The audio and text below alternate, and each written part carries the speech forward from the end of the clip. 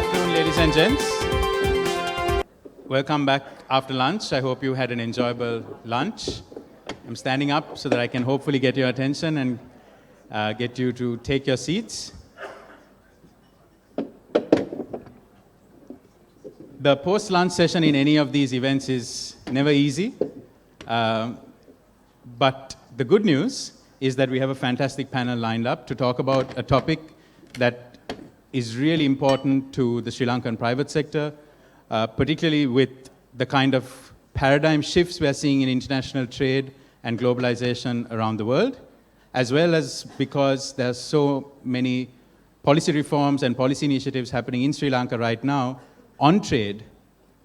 3 FTAs in the pipeline. In the newspaper, we see more FTAs being talked about. All of these have consequences and opportunities for business.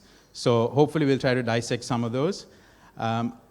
Before I sit down and ask our speakers to take it from there, I just want to remind you of the few housekeeping announcements.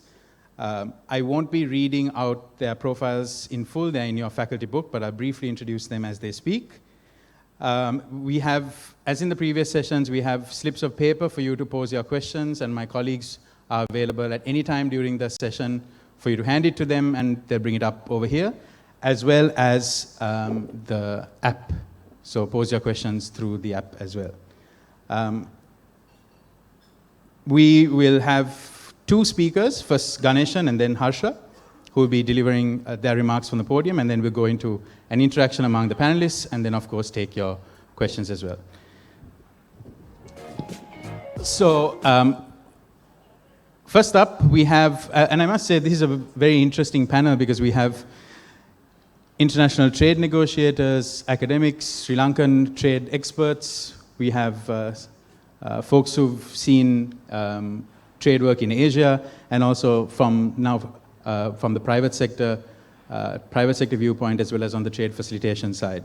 So we have with us Dr. Ganeshan Vignaraja, the chair of the Global Economy Program at the Lakshman Kadirgama Institute of International Relations and Strategic Studies. He's just back in the country after finishing off a tenure at the Asian Development Bank in the Chief Economist Office. We have Dr. Harshavardhan Singh, the Executive Director of Brookings Institution, India. We have Dr. Dushni Virakon from our very own Institute of Policy Studies. We have Elizabeth Ward, the Special Negotiator at the Office of Trade Negotiations at the Department of Foreign Affairs and Trade in Australia. And our new addition to the panel, which it may not be in your faculty books because those went to print a little while back, is Eric Miller. And we're really pleased to have Eric Miller with us. He's the president and founder of Radio Potomac Strategy Group. But more importantly to Sri Lanka, he's part of the Global Alliance on Trade Facilitation, which will be launching a project here in Sri Lanka to improve our trade facilitation, something again that matters to a lot of us. You heard about customs, single window, etc. That's coming as well. So let's kick things off. Ganesh, over to you.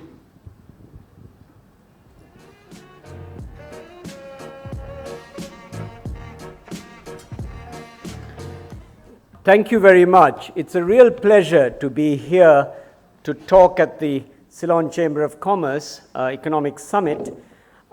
3 recent developments motivate this presentation. First of all, we have a national government in Sri Lanka that's talking about an investment-led export strategy. Second, we have an Asian and global economy and the trade sector that's recovering from a global financial crisis rather tepidly. And third, we have protectionism exemplified by the US administration and America first.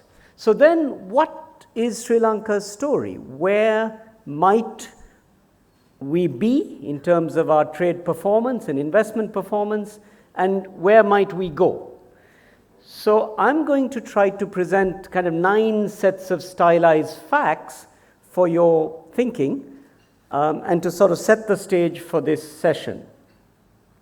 The first kind of fact really relates to the shift in the nature of trade and growth in the last 4 or 5 years, and what might be the prognosis for the next 2 to 3 years.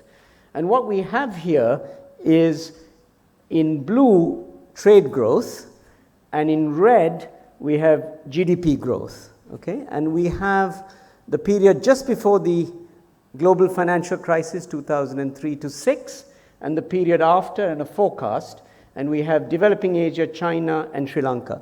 The basic takeaway from this slide is that trade growth exceeded GDP growth, and the ratio was something like 2 in the heyday of globalization in Asia. That number comes down dramatically after the financial crisis, driven by a fall in the trade growth of China from some 18% per year, some very dizzy number, to about 4%. And when you get to Sri Lanka, you see a slightly different pattern. In 2003 to 6, that ratio was 0.8. So trade growth was not as fast as GDP growth in the pre-global financial crisis period. 2003 to 2016, you see that number reaching 2.3, and then the forecast is 1.3 in 2017 to 2019. And that is the issue that is of concern. The nice thing is that our trade growth has been fairly fast in the recent period. And this is the real growth of goods and services exports, and this is IMF data. So the forecasts are that of the IMF economists, not myself, okay? So this is, insofar as people think that the IMF is the best economics organization globally, this is what they think will be the case in a country like Sri Lanka, yeah? The second stylized fact, and this is where the challenges come in. So while our trade growth hasn't been so bad and we are counter-cyclical compared to the rest of Asia, what we export is challenging. And one part of it is that our export base is low and concentrated, and there has been a shift in the recent period, but it's basically tea and textiles. Services are the new factor, but we haven't really got into the global supply chain, which is a really important aspect of what we could do and what drove East Asia's success. And we have got into the IT sector, but only $900 million worth of IT exports, according to the EDB, possibly some 80,000 jobs, they say. So there are gaps in our export basket, and the overall volume is only $17 billion. So it's very small when you think of the hundreds of millions of dollars exported by Malaysia, for instance. Third stylized fact, our markets remain very much what they were at the time of liberalization in 1977. 50% of our exports goes to the EU and the US, and that hasn't changed very much. And what is missing in this is really Asia, and by that only 2% goes to China, very small, given the influence of China, we think, on the investment side and the projects that people were talking about. And India, which is only 6%, and typically countries trade with their geography, so you trade with your nearest neighbor a lot, not happening in the case of Sri Lanka. And then Japan, the ASEAN countries, etc., only 9%. So we are not really trading with probably the most dynamic region in the world, which is Asia. And that is potentially challenging for us.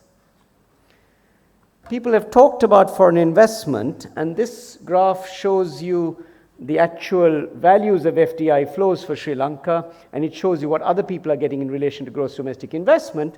And what you see is a checkered pattern. Our investment is less than $1 billion as of last year, FDI inflows, and in relation to our gross fixed capital formation, it's under 5%.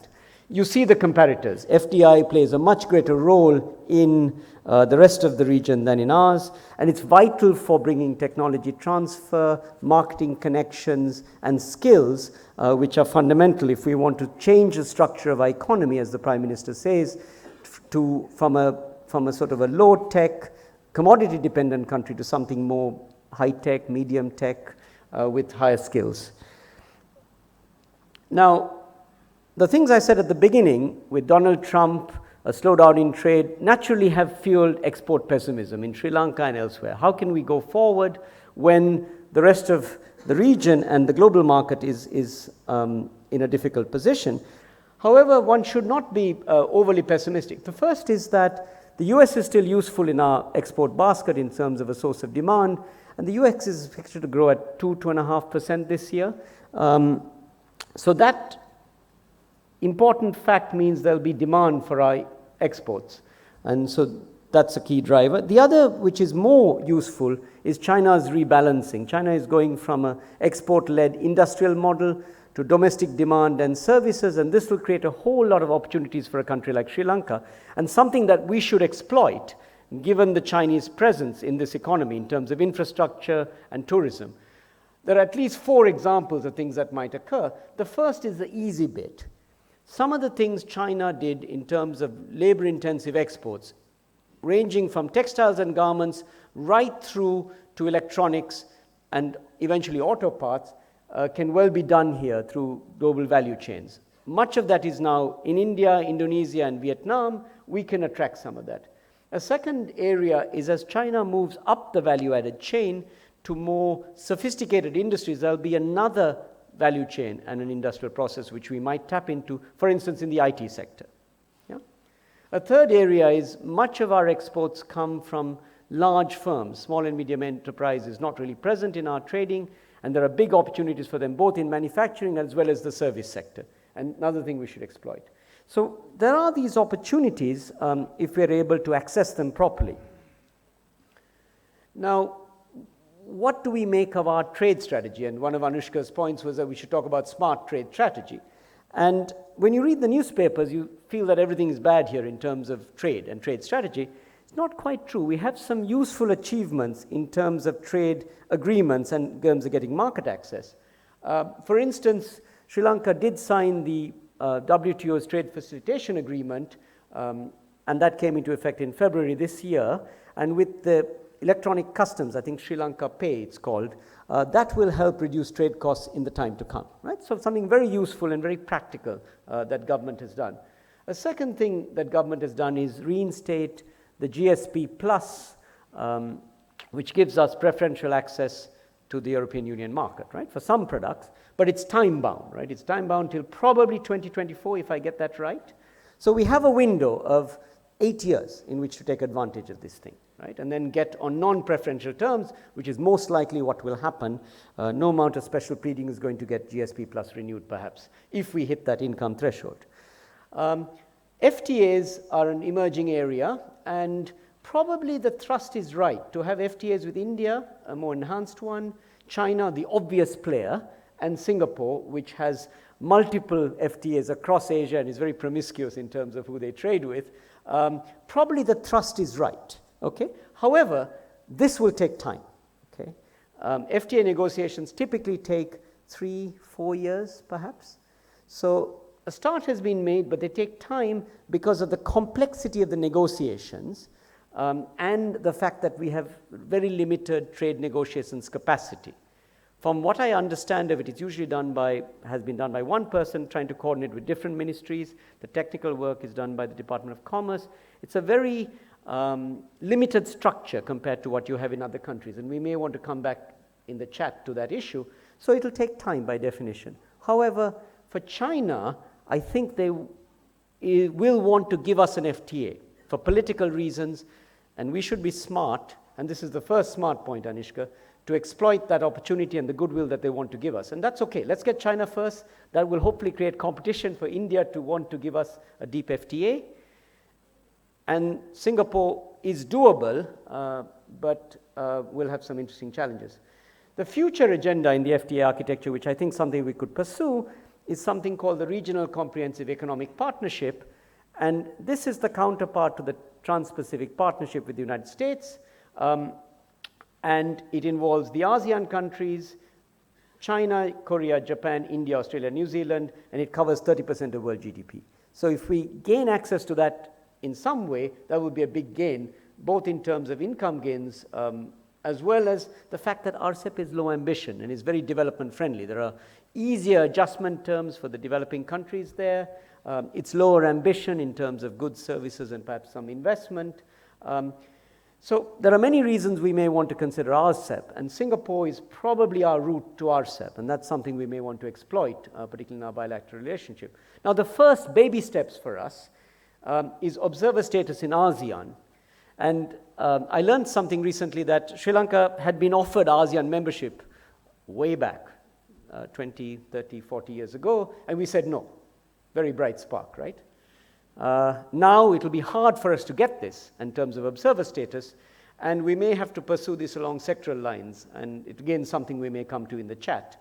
But we should emphasize this thrust in our commercial diplomacy, which Foreign Minister Karunanika has talked about, getting ASEAN membership, and we should beef up our embassy in Indonesia with an explicit mandate to try to seek some ways of having a dialogue with ASEAN. A second aspect of this is really building up our trade negotiations capacity. Trying to do multiple FTAs with a very limited team and getting into RCEP is going to be extremely challenging, and something we really have to create a really good capacity if we want to do this, with economists as well as lawyers and experienced negotiators.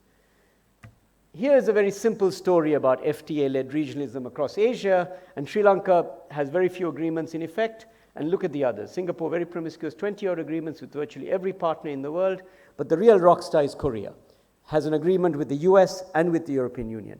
And they're very deep agreements, and they have a very sophisticated system of FTA support. They have FTA courses in 15 universities.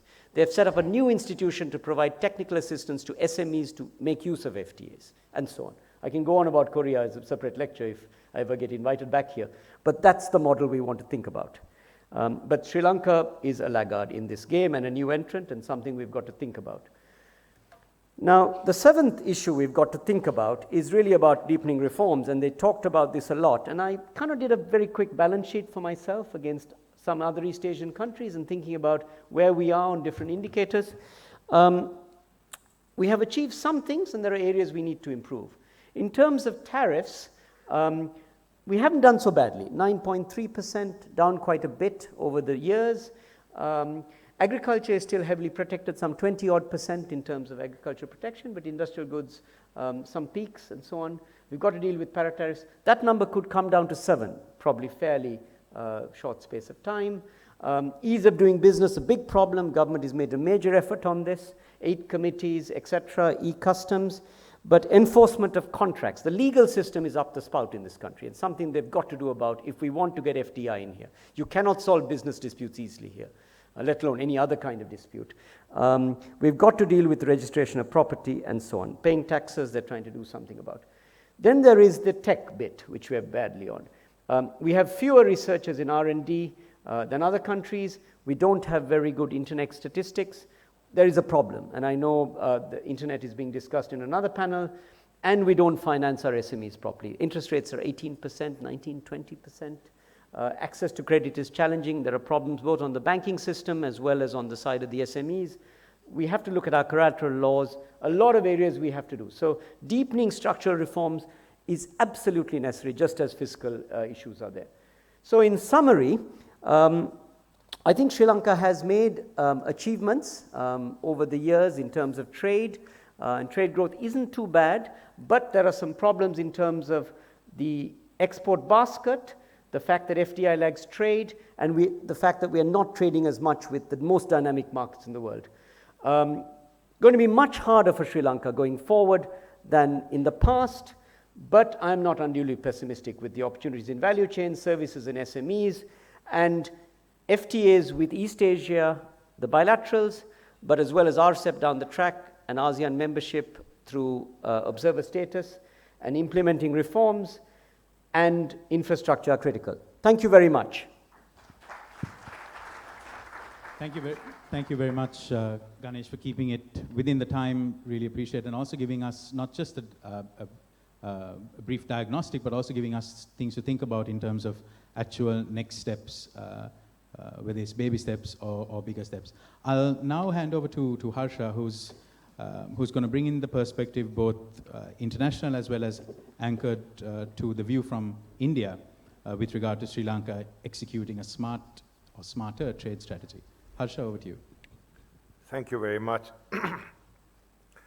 I want to thank the organizers for the invitation, this opportunity, and the hospitality, and wonderful to be with you to interact and share some thoughts.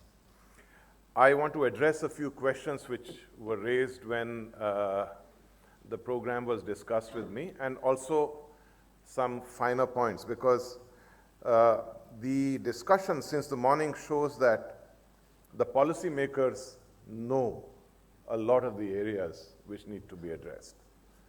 And in general, whether it's a policy document or it is the planning and linking with experts globally, the right kind of steps are being taken. Therefore, I will try and point out a little bit along the lines of priorities which the McKinsey partner had talked about in terms of actually implementing these steps rather than just thinking about them in a large way.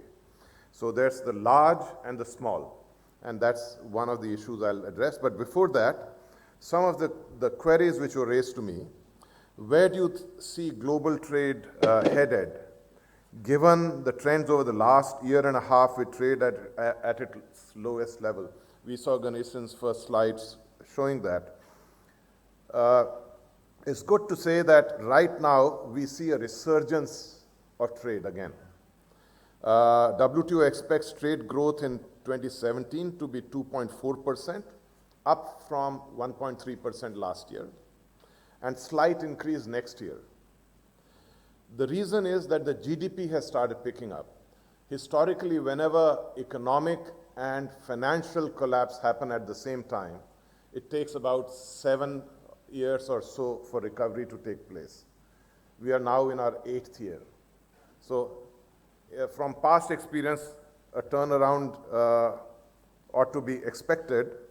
And the figures are: the IMF forecasts 3.5% this year and 3.6% next year. There's a slight decrease it has made recently in the growth of US and UK. But the interesting thing is, US, which was seen as the locomotive of the global economy in terms of growth, its slight decrease has no impact on the IMF overall growth estimates of the world. That shows the dynamism of Asia. China, 6.25 to 6.5. India, 7 3/4 next year. Both China and India, these figures are next year's, and good growth expected in Indonesia, Philippines, Malaysia, Thailand, and other countries in Asia. So the momentum is going to continue. Once that continues, trade will also keep picking up. So the scenario is turning. It appears to be turning. On the protectionism, yes, it's true that the view in general is to look inwards, especially in larger economies, US being primary in that. However, the interesting feature is, while they are looking inwards towards their own domestic market and job creation, they are also seeking markets outside. So it's a combination of looking inwards for domestic, providing access to your domestic market, but seeking larger markets abroad, which means that many of the concepts which were in vogue before this regime changed are still being emphasized. So in the negotiation on NAFTA, for instance, the starting point is the TPP.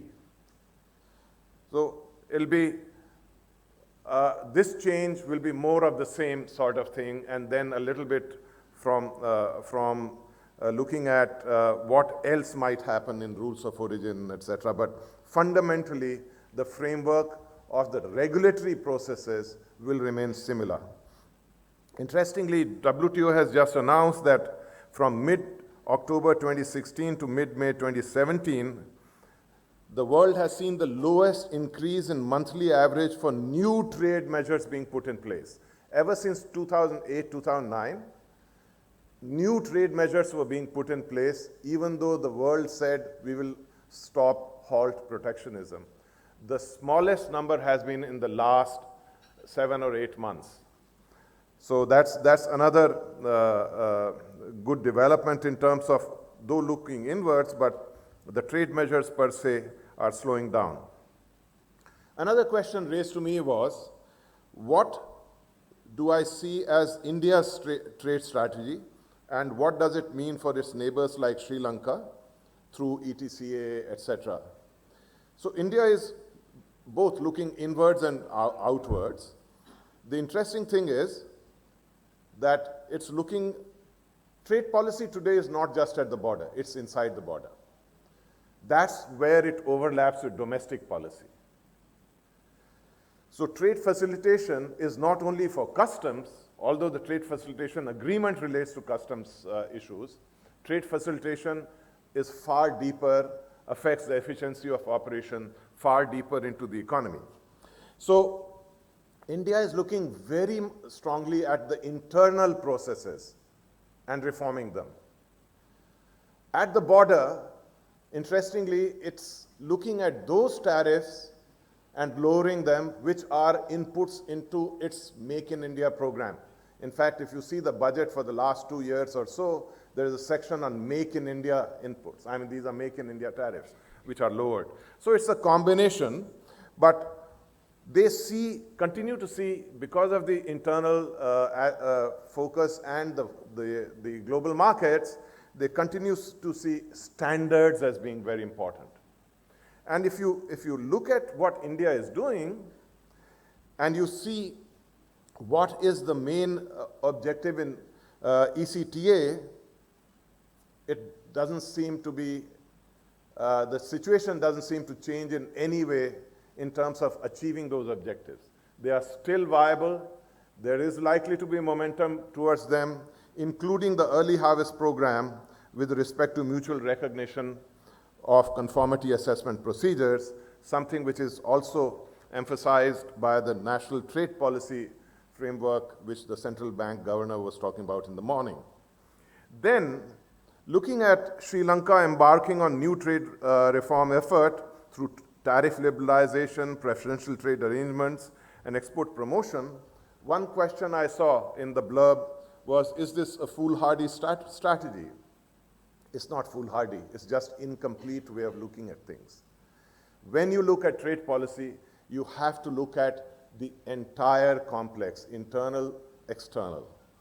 Therefore, when you are looking at implementation of trade policy is today overlapping with domestic policy, and a lot of emphasis has been given to competitiveness. Competitiveness is a focus also of trade policy. But when we look at competitiveness, we are looking inwards in the sense of domestic policy, production processes, cost efficiency. But if you are competing in the world through trade policy, competitiveness has to be not only through cost efficiency, etc., but outside your realm in the international segment. And you don't compete only on costs, you don't compete only on quality, you compete by linking up with people, making them realize the relevance of your product.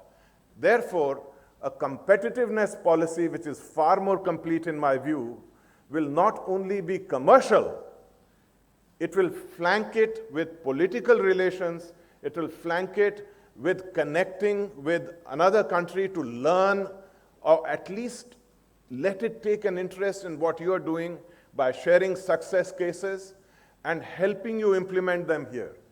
If Singapore is very efficient in managing its port, in managing some of its infrastructure, can Sri Lanka government talk to Singapore government and request some similar kind of successful implementation in its own country? If not, where else can it do it? Because the whole thing is, how do I actually connect in such a way that people start noticing what I'm doing, and I also start improving my opportunities frontier in that manner. So competitiveness, the concept of competitiveness has to expand in my view, which I don't think is realized till now. Secondly, I was looking, when I was looking on the net for assessment of Singapore's, of Sri Lanka's competitiveness and ease of doing business, etc., other than conventional kind of measures, I didn't see it mentioned in many of the fora where it would be wonderful to be taken note of in those discussions, whether it's OECD, whether it's some other assessments in the World Bank, etc. Therefore, in some sense, the whole functioning is below the radar. That needs to be raised to a much higher level, because Sri Lanka has, whatever the problems, it has a lot of strengths. If you look at the competitiveness index, which the World Economic Forum calculates, within South Asia, Sri Lanka is the best performer for technological readiness, health and primary education, higher education and training, and therefore potentially with efforts and specific policies to prepare itself for the future. That message must be given far more loudly and in the right kind of fora, which I don't think is being done. In a dynamic world, effort will need to be made to link with new products and technologies. But at the same time, there's a lot of big picture, big projects. What really starts working is to also see where is the low-hanging fruit. How many of us, when we are talking about Sri Lanka growing, that exports need to be diverse? Actually, Sri Lanka's exports are quite diversified. It's just that they are very narrowly concentrated. Even if you look at the exports to India, the number of product categories exported to India is more than 50. So when you look at that and you combine it with product space analysis of Ricardo Hausmann, etc., the question is, that which is not working, why should we only look at complexity? How can we enable something which is actually there to grow much larger? The low-hanging fruit has to be a focus. Success has to be there to pave the way, small steps towards a larger target. The other thing, and Harsha De Silva's answer in terms of certain questions showed the very sound awareness of this, is that with change in technology, the ground is shifting. And when the ground is shifting, you have to anticipate what is the likely situation, say, next 10 years. And what will happen in next 10 years, conventionally, when I was younger, would probably happen in next 50 years. Time is getting compressed because of the rapidity and impact of technological change. And you have to prepare not only your industry, your regulatory processes for that. You have to, and when you are dealing with the new economy of internet, just having regulatory processes appropriate in your own domestic economy is not enough. By definition, internet does not respect the jurisdictional territory of a nation. You can have businesses between people across two territories. You have to connect with the regulators in another country. You have to focus on regulatory coherence. And you have to do it today. Tomorrow, you will delay. So if you have managed to do it tomorrow, even then you'll be in the race. So there is a concept of just, instead of focusing on oneself, you have to try and see which are the efforts which I have to make with others to help myself. Which brings me to another point, which is, we have heard a lot about free trade agreements. Ganesh said free trade agreements take time. Can we think of things which are useful and be done more quickly, meaningfully, which pave the way for the free trade agreement, and can be done in a way that the free trade agreement, when it is reached, is half prepared already? This is something which requires you to take a step back and look at some existing model. Take TPP. I'm not saying Sri Lanka is ready to be a member of TPP. India is not ready to be a member of TPP. But I've just written on how India can actually use TPP for its own domestic reform and regional collaborative initiatives in specific chapters. Regulatory coherence, digital. Why can we not pick out areas which show that this is the way to move towards good governance, an internationally agreed high standard method? Be it technical barriers to trade, be it sanitary, phytosanitary measures, be it e-commerce, be it regulation and good governance provisions. That is a ready-made framework or menu of actions to take. So something which you actually can achieve in smaller steps meaningfully and get the trade agreement forward. So the other thing which we have to keep in mind is, if you are getting into a trade agreement, you will have to reduce your tariffs. And you will not always be given a situation where it will be highly preferential to you. The other side will ask you for very uncomfortable kind of decisions. For that, innovative flexibilities need to be made, prepared, offered, and tested. Even in the TPP, the US and Japan, two very highly developed economies, for certain products took 30 years breathing period. And there are many other flexibilities. So it's not only opening up markets, but it's also deciding when you are in trouble, how to get breathing space. These are some of the ideas I want to share with you. More can be done during the question-answer session. Thank you very much. Thank you very much, Harsha. And I think you've set the stage nicely for our next two speakers. Particularly two pickups for me was this focus. Trade policy is no longer just at the border and beyond the border, but within the border and looking at the domestic policy agenda as well. And hopefully our next three speakers will pick up on that because it's also preparing the domestic, the groundwork, preparing the domestic private sector, as well as this whole trade facilitation agenda. So I'm now going to turn to Elizabeth. We're very fortunate to have a trade negotiator, very experienced trade negotiator with us, and oftentimes this idea of executing a smarter trade strategy falls ultimately onto a country's trade negotiator or negotiators, and this is very important perspective for Sri Lanka. So coming from Australia, that has been quite aggressive and ambitious in some of its trade agreements, we are very lucky to have Elizabeth with us. So over to you. Thanks very much. Yeah, thanks very much, Anushka. We've listened to two fantastically interesting presentations. I'm sure everyone can agree. And for me, as I'm listening to them, I feel like there's two or three questions that are sort of coming together. What's sort of happening in the world of trade? And of course, that's over to you, the audience, as the business community in Sri Lanka. You're getting on with things. There are lots of elaborate supply chains through East Asia, through Southeast Asia. Arguably, I would say less so in Sri Lanka, and Sri Lanka is now looking to manage exactly how to link itself into those sort of supply chains.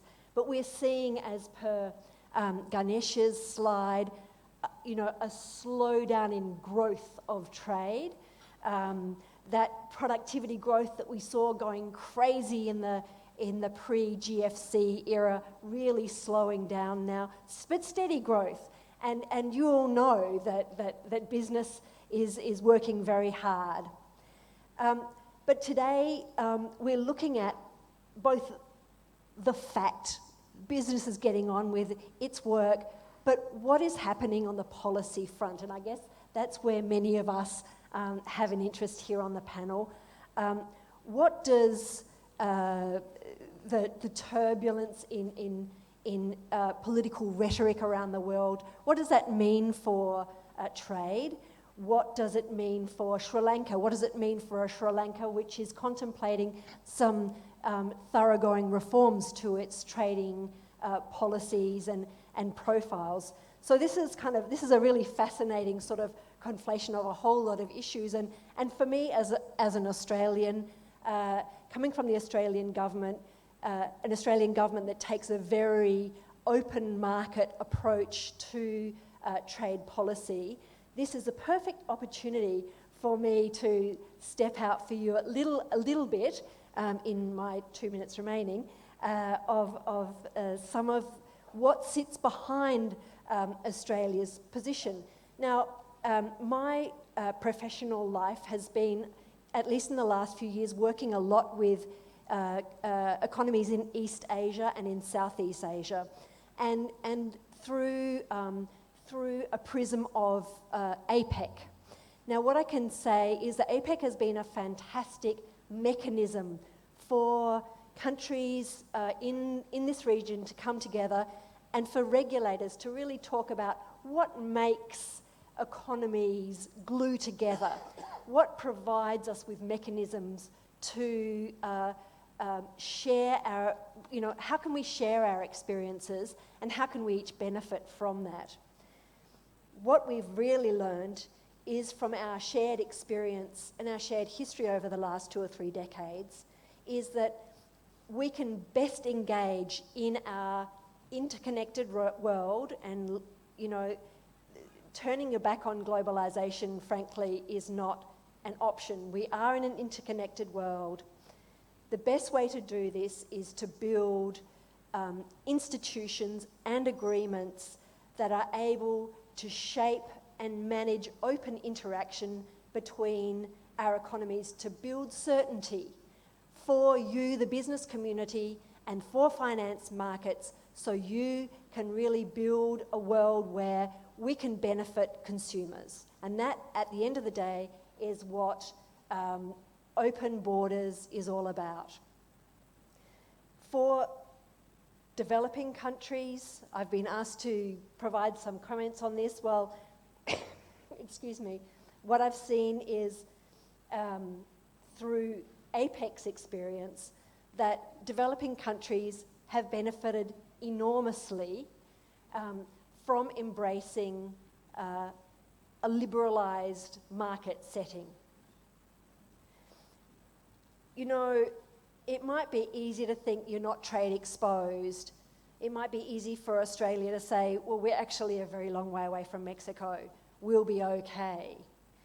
But the reality is we are not, and Sri Lanka is not. It's not okay to not do anything in this situation because we are all trade exposed. And, the Australian government's Productivity Commission recently in the last week released a very interesting report on the impact of the Australian economy on potentially protectionist policies being put in place. And in fact, one of the outcomes from some modelling that they did was that a 1% downturn in Australia's economy as a result of protectionist measures being put in place would lead to the loss of 100,000 jobs in Australia. So we take this very seriously. It's a risk we need to talk about and manage and mitigate.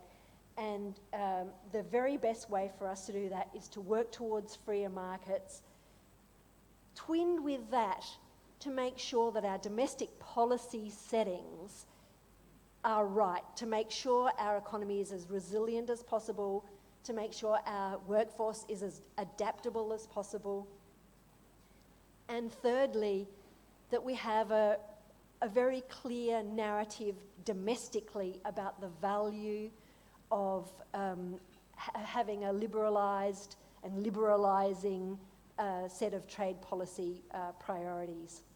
Now, just lastly, 1 minute, if I may, before I hand over to the next speaker. I, for the last 6 years, have been very involved in the Trans-Pacific Partnership negotiation. And it has been a great shame for me to see what has happened to that very significant body of work. A great shame for the United States, which has damaged itself geopolitically and misses out commercially from a very significant undertaking.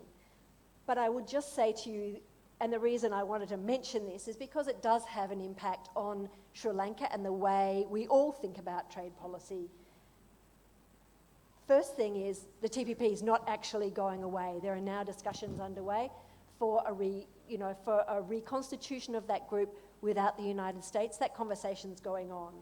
But perhaps more importantly right now, the two messages that I wanted to leave with you are the TPP, as Harsha said, did deliver some cutting-edge trade policies that really do try and get to some contemporary trade problems. WTO, which we would all prefer would be up and running and working and delivering for us, is not able at the moment in its current situation to deliver these sort of outcomes, but the TPP has provided a blueprint. And those of us who have been involved in the TPP are using these things already and putting them into other agreements. But as Harsha suggests, this is a great opportunity for other countries to look at what has been done in that kind of agreement and to basically plunder it. Please, plagiarism, you're very welcome. Please borrow it and please use it as much as you can. And the third thing I would say is the TPP has been a catalyst for domestic reform.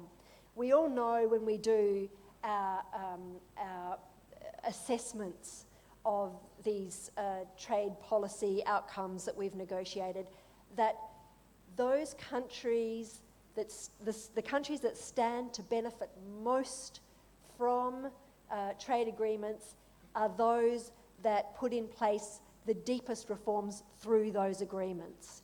So we've seen, even though the TPP now is sitting there and unlikely to be ratified in its current form at the moment, that a number of the parties who were involved in that negotiation have decided to go ahead with those reforms anyway. And so it's that sort of lesson, the unilateral reform lesson, which is so powerful and really a great learning moment for all of us. Thanks. Thank you, Elizabeth. And I think there's an important strand emerging here from everybody's comments on this role of the domestic agenda, domestic policy reform, competitiveness challenges, as well as the regulatory gaps that need to be fixed domestically in order for us to leverage on FTAs. And I feel to some extent this hasn't been given enough attention here in Sri Lanka because maybe for so many years we hadn't done FTAs, and now the aggressive nature with which we're pursuing the FTAs, that conversation is going faster than some of the domestic reforms. So I'm glad that this is coming out, and maybe we'll get to that in the discussion. Eric,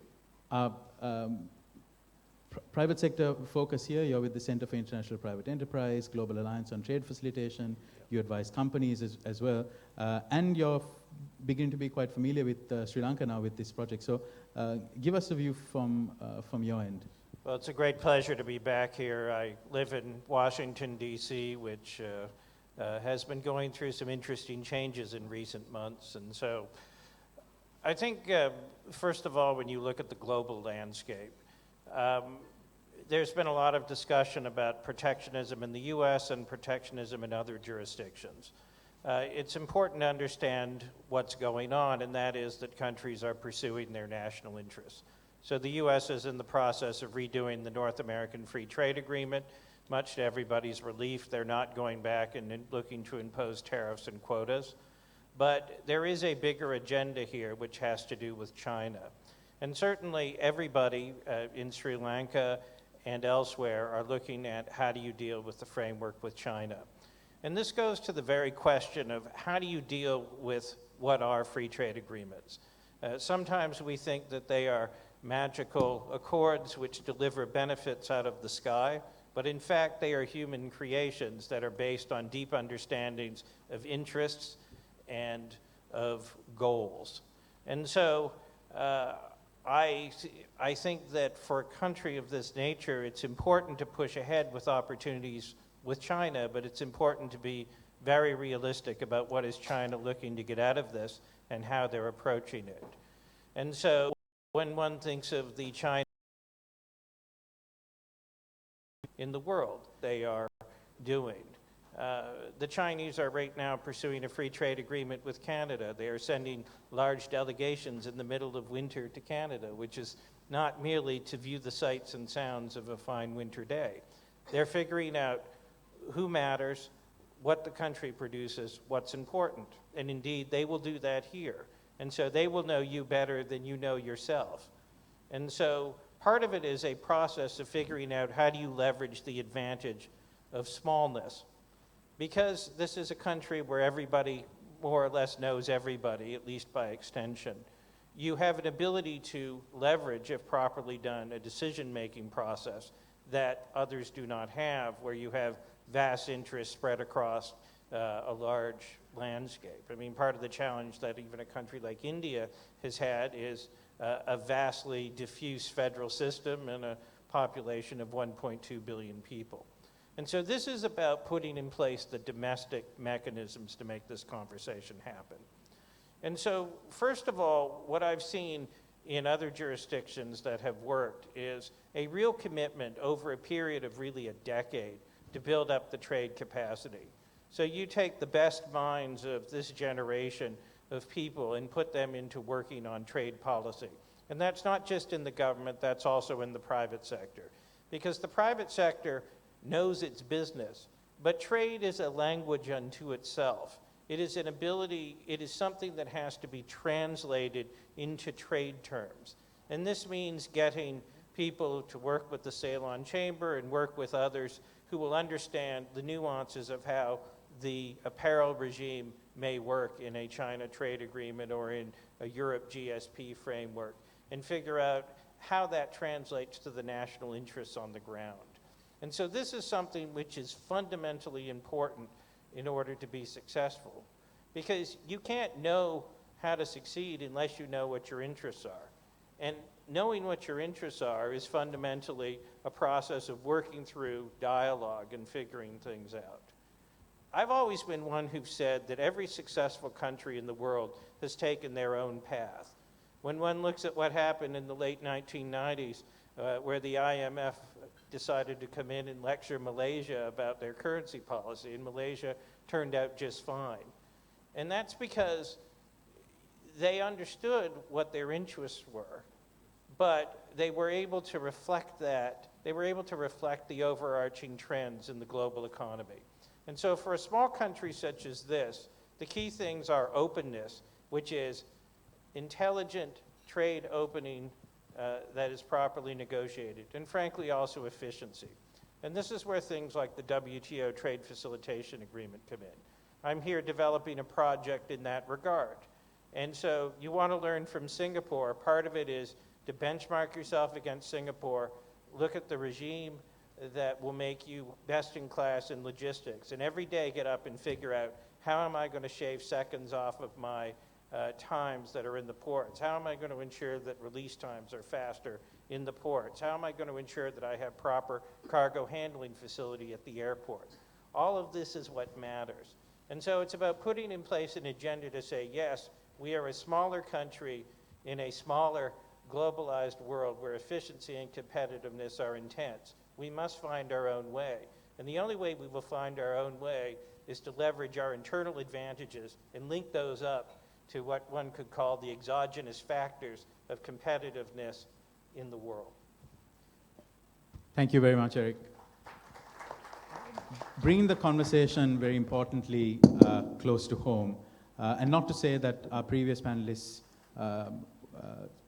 comments weren't anchored to Sri Lanka's own reality, because a lot of things that they said, and I hope you were actively listening, a lot of things that they said, you can draw out very important pointers for Sri Lanka and very important priorities that Sri Lanka needs to consider. But now, explicitly focusing on Sri Lanka, I hand over to Dushni. Thank you, Anushka. Let me first of all compliment Ganesh and Harsha for that very interesting two presentations. I think it's gave the foundation for what is turning out to be a stimulating discussion. Now, what both the speakers said and the panelists that followed, I think has very real implications for Sri Lanka. Today we are trying to actively pursue economic integration for the first time, perhaps in over a decade, just at the time when there seems to be sort of a groundswell of opposition to the notions of free trade and globalization developing in some parts of the world. So the first question is, are we trying to do something impossible at this juncture? The answer to that and that's my first point, is that Sri Lanka really has no option but to look at ways of integrating with the global economy. We are a resource-constrained, emerging economy of 20 million consumers. We simply don't have the market size to generate growth at a reasonable rate and sustain it over a period of time without relying on foreign demand for our goods and services. Related to that is also that we are at a particular stage of our development or growth process, whatever that we might wish to call it, when in recent years we relied on infrastructure-led, debt-financed growth. We have exhausted the potential for that growth process to continue. We have, on a sort of a larger macro framework, reached near saturation point in terms of the economy's ability to absorb debt. And we have now a couple of years in which we must reverse the decline in the GDP contribution, export contribution to GDP, and earn foreign exchange to comfortably settle our looming debt service payments from 2019 onwards. So first point is we have no choice. The second point I want to make is that even as we start pursuing closer economic integration, I think we must all recognize that we must not overhype the gains from trade and create impossible expectations. Because as what we have seen over the last 2-3 years, the backlash against globalization, that's not something that has sprung up overnight, but it has taken about a decade to spill over into national politics. Closer economic integration can have disruptive impacts on an economy. The movement of goods, services, investment, and labor, they move at different speed, and they can also create long-term structural unemployment. So there may be legitimate concerns that stakeholders have about when governments push ahead with integration. We must create the institutions, I think it was referred to by Elizabeth, where those concerns can be heard and policies implemented to mitigate them. If we don't do that, we run the risk that the forces of what you call populist nationalism, that is in the US, in some parts of Europe, those forces of populist nationalism can also spill over. I mean, today ideas move much more quickly across borders than any factor of production. And if entrenched interests feel that political elites are not listening to legitimate concerns, then the entire sort of efforts towards economic integration can really be counterproductive because you have to firefight along the way. My third point, and this is my final point, is on Sri Lanka's own trade policy. I think there are grounds for optimism. There was some sense of initial fumbling, but now we seem much more focused and pivoted to Asia. And I agree with Ganesh there that for Sri Lanka, Asia is where we are going to get the most benefits, whether it is in terms of diversifying our export base, or in terms of getting more foreign investment or development finance to improve our physical connectivity with the rest of the world.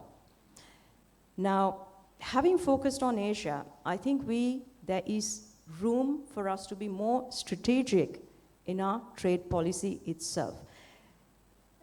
Over the last couple of years, we have tended to focus almost entirely on bilateral free trade agreements. The ongoing negotiations with India, China, Singapore. And I think I have no problems with those countries. These are very critical bilateral partners that we must negotiate with. But I think we are missing a roadmap in terms of what is our end objective in the economic integration process. Is it that we see ASEAN as a first step and RCEP, the free trade area of Asia and the Pacific that's been spoken of. And without that roadmap, there is also the danger, I think, that we can cast our FTA net quite wide and start bilateral negotiations with a large group of countries. Now, in all the overriding sort of policy thrust of greater economic integration is that we are looking to link our economy to global supply chains. Now, if we have multiple FTA negotiations, these are protracted, as was also mentioned, it will also mean that we have multiple tariff schedules with each of these FTA partners. Now, global supply networks work on the assumption that there is a seamless movement of inputs, intermediate, raw material inputs, intermediates, and final goods across borders. So we can't have an FTA strategy alone that is going to, bilateral FTA strategy, that is going to help us in linking to a global supply networks as well. So I think there is considerable space for us to align our bilateral FTA negotiations with unilateral reforms, and that is something I think that we have neglected. Liberalization of trade in goods, and that is essentially tariff reforms, I feel should be done at the unilateral level. If you do that with some understanding of simplifying our tariffs and coming to a relatively low tariff regime, you can plug those into your FTA negotiations. I think upon point that Harsha also made, that there are some things that you can do in the bilateral FTA negotiation processes.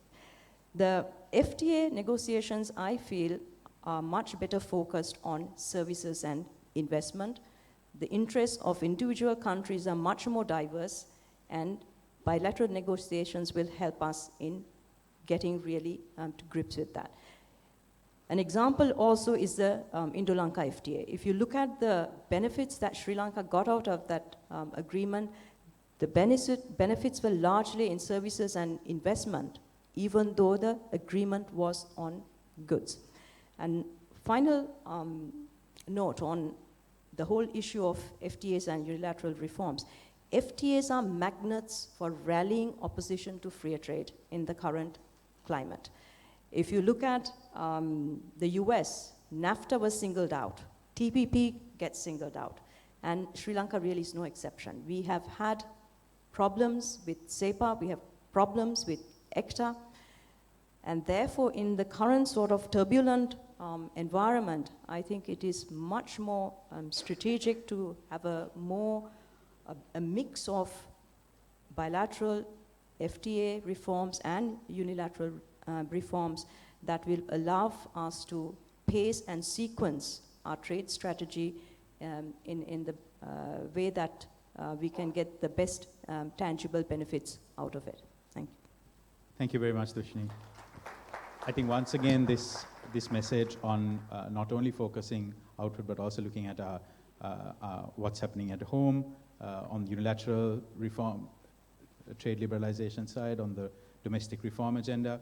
And I think you made a very valid point about being strategic in terms of where, how wide or not we cast our FTA net. I'm going to now, I have a few questions to pose to the panelists, but I'm going to hold that back because I think I can integrate it with some of the very good questions coming from the audience. So let me try and cluster these in a sensible way. The first one we'll look at is a question from Shehara.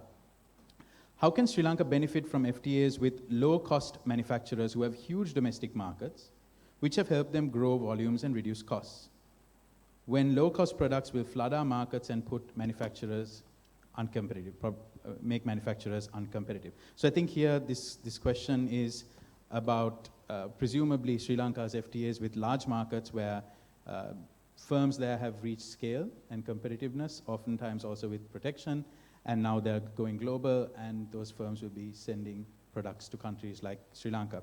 So how can Sri Lanka benefit, or what must Sri Lanka look out for? I'm going to twin that in with another question.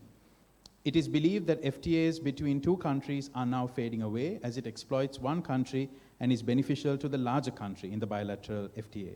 With this, how do you see the benefit from the Indo-Sri Lanka, benefit to Sri Lanka from the Indo-Sri Lanka FTA upcoming? That's directed specifically to Dr. Vignaraja, to Ganeshan. So I'm going to ask Ganeshan to answer the question directed to him, but also reflect on the other one with regard to doing an FTA with a big country where firms, exporters have reached scale. And if anyone else wants to jump in after that, we can do that too. Ganeshan. Thank you. So on the Indo-Lanka FTA, I thought it should have taken place in 1987, 10 years after we opened our economy, because if India were closed and Sri Lanka were open, we get immediate access to foreign investment coming here and round-tripping through to India. So that would be the original benefit. Now we are in 2017, that FTA has not deepened, the goods FTA. So how do we benefit now? We benefit in at least three ways. The first way is that India is, interestingly, the magnet for outward investment from China, one of the magnets. Okay? So most of China's outward investment the last 3 years has been going to Vietnam, to Indonesia, and to India. It is possible that through the FTA, some subcontracting may come from India to Sri Lanka if our manufacturing sector is of the particular type, and we can re-export through to India and then through to China. So that supply chain aspect is one really important aspect. Okay? A second thing that FTA could bring is the services story. So the IT cluster in Bombay, in the south of India, particularly in Chennai and in other states, when the BPO industry decided to look for an alternative location because costs were rising in India, they didn't come here, they went to the Philippines. Again, because there was a lack of skilled labor, but there were no particular preferences or other issues there. So services would be another way in which we could benefit. Now, of course, as Dushni rightly said, we have to look at trade adjustment. I think that's a very serious issue, particularly when you have a small country and a large country. And this leads to me to the first question, which I was asked to answer, is that I think either you believe in the concept of comparative advantage, where every country has something they can produce to some benefit, or you don't. That's number one. If you don't, I don't really have a huge argument with you, because you come from a completely different paradigm to what I might believe in. And if you do, you have to then also believe in trade adjustment. And we have to have safety nets to ensure that sectors that get dislocated can be supported so that workers can retrain and restructure. We have to keep the education and health benefits going so that populations don't suffer. And we have to finance our small and medium enterprise. And we have to fix education and training in a way that we can create the new skill sets, particularly for the youth, to move into those new sectors. So trade adjustment is a huge part of what we do. What I have heard this morning was that there is a trade adjustment bill through Parliament that's happening or something of that type. What I don't know is the details, but we need to pay a huge amount of attention to that. Thank you. We don't know the details either. And it's something we've been pushing for. In fact, over a year ago, we were asked to come up with some recommendations on what a trade adjustment package would look like. But we haven't seen much progress on that, because there is the risk, Ganeshan, that if not defined correctly, trade adjustment could mean everything from protecting individual companies or industries that are able to lobby effectively while leaving behind possible SMEs that don't have that access at one end of the spectrum, all the way to the other end of the spectrum, which is a more laissez-faire approach or more horizontal approach, which benefits all businesses, support structures, ease of doing business, and so on. So I think it's important to calibrate that effectively, and hopefully that's something that will happen soon. I think I'm going to go to Harsha for a quick response, and I'll ask all of you to keep your responses brief so that we can take a few more. It's on? Yeah, thank you. Yeah. In addition to what Ganeshan said, trade adjustment, of course, means that there will be a massive relocation. So that's the focus of the question, that what will this trade adjustment lead to, but I want to take a step back. Because the whole presumption is that when you are negotiating a trade agreement, you're just opening up your whole market. That's not the case. There are sensitive products which are in the negative list. There are those where you take more time. There are those where you feel more comfortable opening up. And of course, it's a give and take for both economies. And what is really changing the situation in the world today actually is the first point which Ganeshan talked about, which is investment. Because when TPP was finalized, the happiest country amongst the 12 was Vietnam. Because Vietnam felt that it would start getting huge amount of investment in order to exploit the US market. So the fact that you are linked now to a big economy doesn't necessarily mean that your production will remain at the same level of efficiency. So that's one. Second, you can actually craft the agreement in such a way that you take care of your sensitivities. Third, I talked about creative flexibilities. You can actually link efforts inside the economy to efficiency gains and opening up.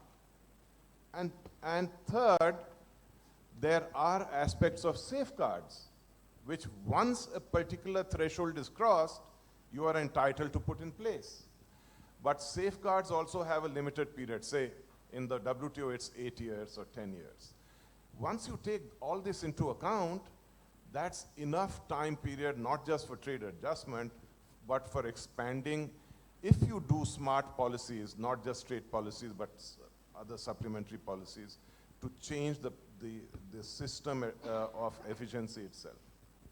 Eric, I think you want to jump in, and I'll also ask you to add in a comment on how can the private sector, associations or individual companies, be more effective at getting their voice heard in advocating for some of these? Because it's very important to have that voice heard, and sometimes we are not always effective. What are some of the clever strategies? Yeah. So first of all, on the other point, to go even further, it's key to underscore even things like the rules of origin, where you can bake in certain industrial policy outcomes, such as what the U.S. did on the use of American textiles in apparel production. And so you can get very specific about what outcomes you are looking at. In terms of what the private sector needs to do, a lot of it is recognizing that going into the reform process is going to be different. And trade is a language, and it's a system of doing things. It's understanding everything from classification under the harmonized system to how valuation works to you name it. And so it's a matter of taking the knowledge that business people have across the economy and translating that into interests. Now, certainly there are winners and losers in the process, but there are ways that you can mitigate against those who may lose more, and ways to encourage those who can gain more. And a lot of it has to do with identifying what you want to do, why you want to do it, and where you want to go. And that means a very extensive, indeed labor-intensive process with the private sector, but understanding how to translate where it is you're going and where market developments are going into the language of trade, and then inserting those in clever ways into the agreement. And so that's why I go back to what I said in my comments, that this is a 10-year process to train the next generation of Sri Lankan economists, lawyers, and other thinkers in the language of trade, so that they are effectively able to advise both the business community, but also the government in this process. And once you get these folks trained, there'll be a lot of back and forth movement between the government and the private sector. And indeed, one thing I would be doing is setting up a kitchen cabinet of your leading private sector firms and others to effectively shape knowledge that can be put forth to the government in articulating your negotiating interests. Because this is not something that you can just do when the government comes to ask you. You need to put in place a process so that you are in their face, articulating your interests in a way that is useful to them on an ongoing basis. Thank you. Elizabeth, a couple of questions to you. The first is, Australia did a structural adjustment with the motor vehicle manufacturing being wound up and redeploying labor to other areas of the economy. Anything you could share on this? So I'll ask you to answer that specifically and very briefly, but also to zoom out and talk a little bit about this overall structural adjustment, because Australia went from one of the most protectionist economies to being one of the most liberal, and that certainly wouldn't have been an easy adjustment to make. How did you get everyone on board and think about adjustment in this way? Get consensus. Thanks. That's if you've got the next 3 hours, maybe we could take that one on. That is actually a very detailed and significant topic, and one worth teasing out. In the 2-minute version, I guess what I can say is that over a period during the 1980s, the Australian government changed its policy settings economically in the broad from being a rather closed economy to being a very open economy. And it did so very carefully, not without teething problems, obviously, but it attempted to deliver these reforms in a compact with the trade union movement in Australia, with the business community, and then more broadly with the Australian community. So very, very alive to the fact that we were removing tariff walls which had protected a number of our industries, and which many years later has also led to vehicle manufacturers now leaving Australia, has from time to time meant that Australia has gone through real periods of needing to re-skill our workforce, and there have been some very focused programs put in place to try and manage very specific needs in the community. But also more broadly, I think, at least in the 1980s when we were putting broad-based reforms in place, we were a rather now old-fashioned economy if you look back. So we had wage indexation. So at that time there was this effort to index the real wage. This is not really necessarily something that you would advocate in a more modern economy, but it was certainly, we thought through ways to try and manage some of those teething problems. Anushka. I'm going to take a few more questions that the audience has put forward, and I'm going to put this one to Dushni. Can we have an example of an industry in Sri Lanka that has actually benefited from a trade deal other than GSP plus, please? And while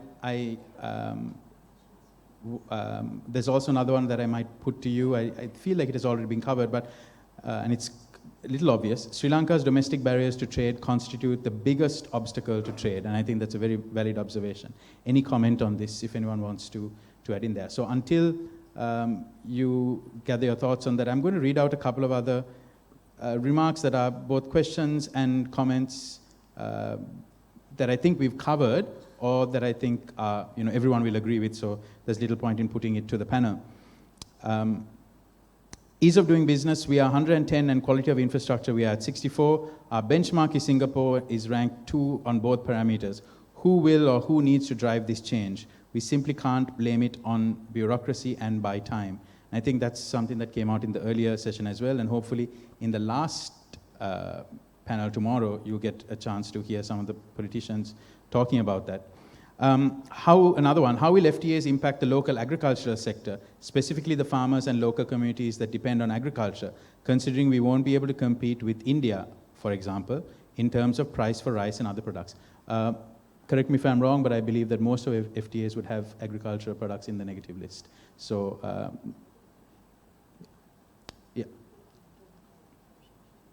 well, I think that's the position Sri Lanka has taken for most of our FTAs as a sensitive product. Another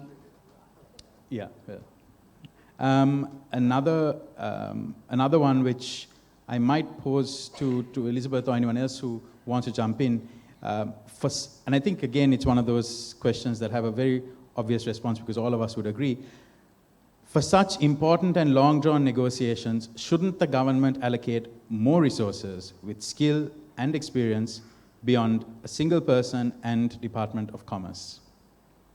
I think we'll all agree yes to that, but is there anyone who wants to take this? Maybe even Elizabeth, in terms of resourcing this, FTAs aren't child's play. Just a brief comment about resourcing an FTA. While it is obviously for a smallish group of individuals to actually be sitting at the table transacting that business with the other government, an FTA is actually a lot more than that, and it takes an entire community to do an FTA. I always say to my teams, we do 20% of the work of the FTA at that table. 80% of that work is at home. And it is for the business community to be helping the government to support the government's narrative. And without the business community support in supporting the narrative of the government and helping to deliver some messages about the benefits of that FTA, I would say it is very difficult for you to be moving forward and doing those FTAs successfully. Dushni, coming back on the specific question that I posed to you. Right. FTA benefits. I mean, when you look at benefits, you have to look at FTAs that benefit consumers, workers, exporters. So it's not just domestic industry that benefits, it cuts across all this. So I don't think I need to elaborate on consumer benefits, a better choice of, wider choice of goods perhaps at a lower price. But on the industry, let's take India-Sri Lanka FTA. There are examples of specific industries that have benefited. Even if you take it at a very broad level, looking at the number of products that we exported in 2000 and the number of products that we export by 2015, you'll see that the export base has expanded. But some products I can mention, rubber. Joint ventures that led to certain rubber manufacturers coming together with Indian joint ventures and exporting back to India. So exporters in rubber, in furniture,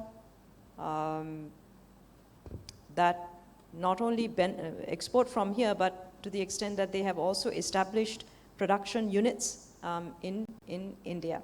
So there are, at the overall level, various streams, and we try to capture this through looking at what we might call net welfare benefits. And in the process of those FTA benefits, when you say net, it means you're netting out the winners and the losers. So inevitably, a trade agreement does have losers in it. It is to determine whether the overall, when you net it all out, that an economy gains or not. I'm sure you want to jump in. Elizabeth talked about the whole community being involved, not just commerce. Actually, what we have to take a step back is that FTA is not just goods, and FTA is not just tariff policy. FTA is services, FTA is regulation. And the moment you go to services, you have so many different ministries involved. You cannot conduct an FTA without coordination with these ministries. So experts from the ministries have to participate. So it's not just a commerce initiative. Just one example. Then the issue about agriculture, rice example was given. I talked about flexibilities addressing sensitive products, and I don't think all of agriculture will be in the negative list. And if you having an FTA with Australia, they'll want none of it in the agriculture list. So, but take rice. Rice was a sensitive issue for Japan in TPP. Far more sensitive, I think, than it would be for Sri Lanka because they define their whole culture based on rice, etc. And US was extremely keen to sell rice to Japan. And they reached a deal. They reached a deal because they combined a market opening together with just limiting the access through tariff rate quota and implementing that opening over 30 years. So that was the point I was making. An FTA is not just that you don't look after your sensitivities. It's both what you want from others and focus on it, plus what you want to actually give yourself more breathing space to decide. Then suppose you take, there was a comment on domestic trade barriers, etc. Actually, the important point which I was trying to make is that we still think about domestic trade barriers as affecting only trade. They affect your economic performance. Trade policy is not just the conventional trade policy we thought about, on which I grew up. Tariffs, quotas, etc., import licenses. No. Today, you take a look at the subject matters in TPP or RCEP. They go way beyond that into the domestic economy. Domestic trade barriers affect your economic efficiency itself.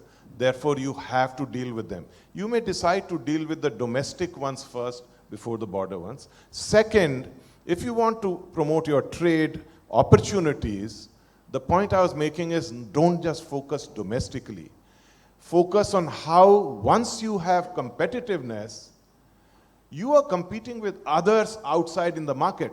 What are the efforts you have to do with those you want to connect to? They are not just trade policy. That's the key point I was trying to emphasize. Thank you, Harsha. Unfortunately, we've run out of time, but I want to end this. Ganesh, I'll come to you and I'll give you the last word, and we go in this order. I'd like each of you to give us one thing. Remember the title of this session, Executing a Smarter Trade Strategy Amidst Turbulence. So to ask you to, in 30 seconds or less, one thing that you think should be an imperative for Sri Lanka in executing a smarter trade strategy. Eric, Elizabeth, I'm going to skip Harsha, Tushni, and Ganesha. Why will you skip? Because you spoke earlier. Okay, I'll give you a chance. Okay. So you get 15 seconds. Yeah. Set up a tiger team of the best and brightest across the government, put them together with the private sector, figure out your sensitivities, and go forth and negotiate with your eyes wide open.